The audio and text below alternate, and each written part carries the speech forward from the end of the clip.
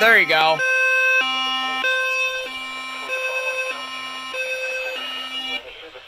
Has issued a severe thunderstorm warning for northeastern Indiana County and west central Pennsylvania, southeastern Jefferson County and west central Pennsylvania until 9:30 p.m.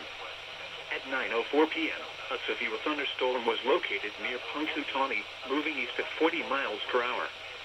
Hazard, 60 miles per hour wind gusts and quarter-size hail. Source, radar indicated. Impact, minor hail damage to vehicles is possible. Expect wind damage to trees and power lines, resulting in some power outages. Locations impacted include Punxsutawney, Big Run, Rossiter, and Anita. For your protection, move to an interior room on the lowest floor of a building. Please report severe weather by calling 412-262-1988, posting to the National Weather Service Pittsburgh Facebook page, or using Twitter at Pittsburgh.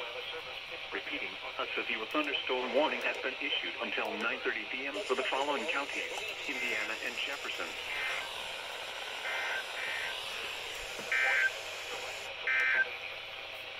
The National Weather Service. I think Caleb went off the air.